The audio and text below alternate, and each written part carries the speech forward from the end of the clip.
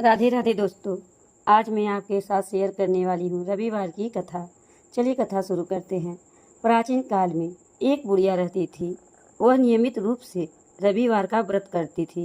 रविवार के दिन सूर्योदय से पहले उठकर बुढ़िया स्नान आदि से निर्मित होकर आंगन को गोबर से लीपकर स्वच्छ करती।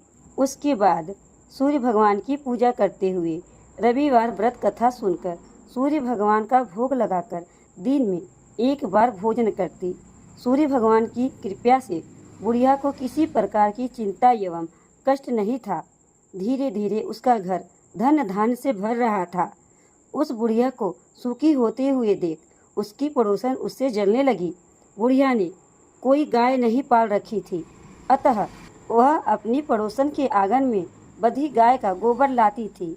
पड़ोसन ने कुछ सोचकर अपनी गाय को घर के भीतर बांध दिया।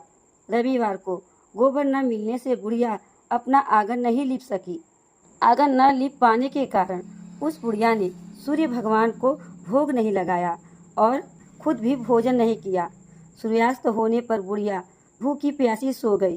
प्रातः काल सूर्योदय से पूर्व बुढ़िया की आंख खुली तो वह अपने घर के आंगन में सुंदर गाय और बछड़ा को देखकर हैरान हो गई।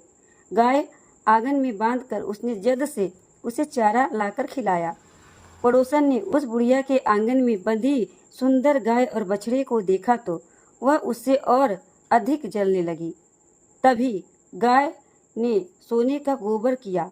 गोबर को देखते ही पड़ोसन की आंखें फटी की फटी रह गई।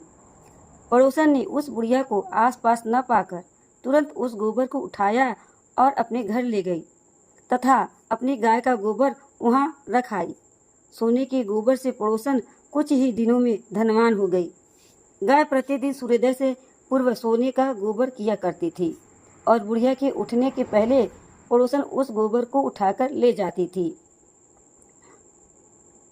बहुत दिनों तक बुढ़िया को सोने के गोबर के बारे में कुछ पता नहीं चला। बुढ़िया पहले की तरह हर रविवार को भगवान सूर्यदेव का व्रत करती रही और कथा सुनती रही, लेकिन सूर्य भगवान को जब पड़ोसन की चालाकी का पता चला तो उन्होंने तेज आंधी चलाई। आंधी का प्रकोप देखकर बुढ़िया ने गाय को घर के भीतर बांध दिया। सुबह उठकर बुढ़िया ने सोने का गोबर देखा। उसे बहुत आश्चर्य हुआ। उस दिन के बाद बुढ़िया गाय को घर के भीतर बांधने लगी। सोने के गोबर से बुढ़िया कुछ ही दिन में बहुत धनी हो गई। उस बुढ़िया के धनी होने से पड़ोसन बुरी तरह जल भूनकर राख हो गई और उसने अपने पति को समझा बुझाकर उसे नगर के राजा के पास भेज दिया। सुंदर गाय को देखकर राजा बहुत खुश हुआ। सुबह जब राजा ने सोने का गोबर देखा तो उसके आश्चर्य का ठिकाना न रहा। उधर सूर्य भगवान को भूखी प्यासी बुढ़िया को इस तरह प्रार्थना करते हुए देख उस पर बहुत करुणा आई।